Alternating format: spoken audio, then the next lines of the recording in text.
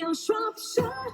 Good morning, it is breakfast on BBC Radio Shropshire, 6 minutes past 7. Wearing a face covering in shops and supermarkets in England is mandatory from today. So what preparations have shops had to make and how did they feel about it? Tony Nicholls runs Ken Francies Butchers in Wellington.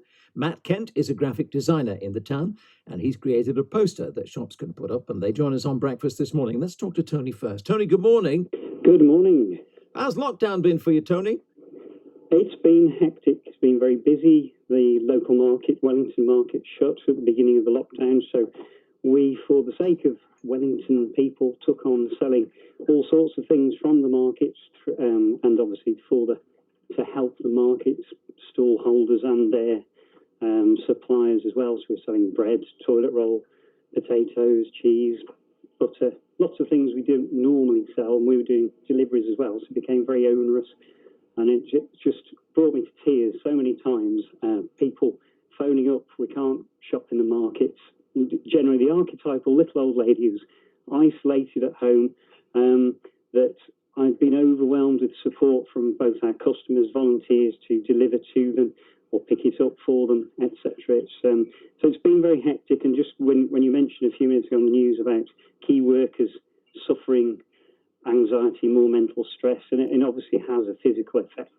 But I've got to say my staff have been fantastic throughout, and they have been under a massive amount of stress, especially from me. Trying to get orders correct, just changing all our systems under a lot of pressure when they're worried about family and friends themselves, and they can't see some of the family and friends. It's just been enormous pressure, but they've just been so valiant, and a lot of our customers have stepped up. And as I say, I've been moved to tears so many times. So we've got through it. It's been, if you like, a bit of a wartime spirit, but it's still hard work. We're still delivering to vulnerable people. We're still taking orders from people shielding, etc., and delivering to them or delivering it to the car outside. So there's limited minimal contact. So anywhere you want to shop, if you want to come in the shop or just shop from home, we try to oblige every situation. So absolutely inundated, really. It's interesting, isn't it? You've diversified to fill that gap, which is desperately needed. But then, as you suggested, we've said a few times, communities seem to pull together here. In a lot of ways, yes. I mean, it's been said before, it brings out the worst and the best in a lot of people, whether that be the government as well and local authorities. They have some very good and some very bad ideas as well, and that has caused friction and problems in addition to all the other things. They haven't made some of the best decisions, I don't think, and a lot of people feel in a lot of cases. So what do you think about the new rules, Tony, as of today? Personally, I don't think it should be mandatory. I really, really don't. Why not? Social distancing in shops. We've managed through the peak of the virus. We're now down to, last time I looked, 9 cases out of 300,000 in the Telford and Wrekin area. Now, maybe in a highly populated area, it might be wiser to say, places like Leicester, or where they have a bit of bigger outbreak at the moment, or London, where you've got a higher dense population. But 9 cases out of 300,000, it's just disproportionate measures now after we've gone through the peak of the virus.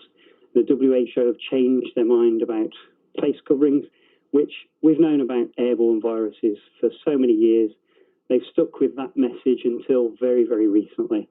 It seems all a bit strange to me, whether it's politically motivated, whether it's lobbying to sell a lot of over-making of billions of face masks, possibly, to sell them off. You never know these days. You don't know. You're absolutely right. You do not know. What have your customers had anything to say about it? Yes. Generally, I would say people don't wear face masks at the moment. A lot of people are dreading it for lots of different reasons. We've got people who rely on lip reading. We've got vulnerable people. We've got people who, to be fair, are suffering a bit of dementia. Some know it. Some you can pick up on certain signs. We're a dementia-friendly shop, so certainly I welcomed the stance that you had somebody talking yesterday regarding a group of shops saying that they won't be enforcing it. There'll be encouragement, and we've got the wonderful post that's been designed. It's on the door, put it up there at 5 o'clock this morning. But I have added what I think is a sensible thing is, unless you're under 11, there's this mandatory thing, you've got to wear it, and it's just increasing anxiety to, let's face it, a population that have been stifled by all the regulation. They're further physically stifled now by having to wear a face mask when they're doing the most basic and what should be an enjoyable thing. They come into our shop, they're greeted by our wonderful staff, they have a big smile on their face. They won't be able to smile back. And just all those human touches that so many people have missed. And we're at a distance. We've not infected any of our customers. We would have known if we had, because we're delivering to them, and 90% of our customers are regular and returning. So we would know if there were any issues amongst them or our staff, obviously. So, all right, hang on there for a second. Hang on there for a second, Tony. I want to talk about pork pies in a minute, but let's talk a bit more about this poster that you've been putting up then. Yeah, Matt Kent is the graphic designer in town, and he's created this poster. Morning, Matt. Morning. Good morning. Tell us about the posters then. Yeah, so on Tuesday night this week, I was part of Love Wellington networking group, and Love Wellington's a community group to help promote the town. And during the meeting, we were raising concerns about what retailers are thinking about these face coverings being introduced. And obviously, there's a lot of anxiety going on. So, you know, they were talking about to the council, well, what can we do? What's the guidance? And there was a lot of sort of discussion and debate about that. And it seemed to be that the shops and retailers were sort of having to read this guidance and sort of make up their minds up what they were going to do in the shops. So I sat there and thought, well, why don't I just donate some posters that could just be a light-hearted message that people could stick on the front of their shops just to say, please wear a face covering inside. And I did it in the style of the Love Wellington branding. So it's got the green colour that's recognisable, and just a nice heart symbol, because the actual logo of Love Wellington's a heart. And on the face of it, of this heart, is a character with his shopping bag and a face covering on. So it's just to try and just reinforce the message in a light-hearted way, because it's a very serious matter, I suppose, and is going to cause some friction because it's a change. I just felt like it. Yeah, I just felt like just being involved in some way, and it was good fun. No, that's good actually. How many posters have you made then? Well, we've supplied 50 that people can take, and if people need more, that's fine. We can get some more printed. But we did a same day service, so I spoke to Sally Thiemens from Good to Great, and she came up with a brief. The same morning I designed the posters. That afternoon we got it approved, and then it was printed locally at a printer. I went to collect it and then dropped it off to another member of the Love Wellington group who was distributing them ready for this morning. Oh, that's a nice thing to do. I understand as well you're about to be a dad, is that right? Yes. Well, I've been going through this whole process of lockdown in a mixed thing, because obviously the changes at work and trying to adapt to that. But amongst it all, being at home and working from home, I've been able to be around my partner. So our baby's due on the 2nd of August, and it's been watching this baby develop, because otherwise you'd be at work missing it all, and just watching him kick and move inside and feel him sort of playing in music. It's been great. Tony, let me go back to you for a minute or two. I gather you do personalised pork pies. We do, yes. We did one for a young lady just a couple of weeks ago. Whose birthday it was, with her name and happy birthday on it. She was very, very pleased. She didn't know what it was. She came in the shop with her mother, picked it up, all sort of quite excited. We had some wonderful pictures of her sort of unveiling her pork pie. I think they put a candle in it on our Facebook page. You'll have to do one for Matt for his new baby. Yes, it's an age-old recipe. It's Doug Traylor's old recipe, which the current pie is brought from him many years ago.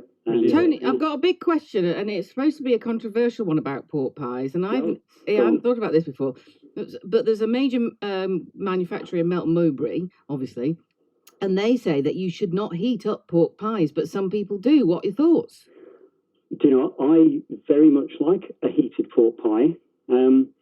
It's fine. It's safe as long as you heated it properly and thoroughly. And they're very nice, because when they, in the old days, before regulations stopped it, you could have warm pork pies delivered. Now they have to be refrigerated before they're delivered, which, if anybody is old-fashioned pork pie, dare I say it, which I feel I am one. They're better at room temperature at least. Never mind. Of course they are. Quite right. Far more flavour. Quite right. And if you heat them up, as you say, Tony, heat them up thoroughly. Final question for Matt. Matt, when's the baby due?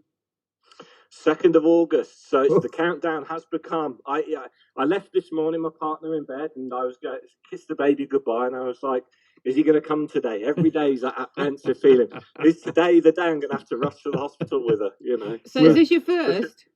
It is, yes. All right. Yes. All right. Listen, we wish you well, and Tony's going to sort you out with the pork pie. Oh, cheers, Tony. Yes, thank you. Thanks to both of you. It's good to talk to you. Thank you very much. Tony Nicholls runs Ken Francies Butchers in Wellington. Matt Kent is a graphic designer in the town. Watch out for the posters he's created.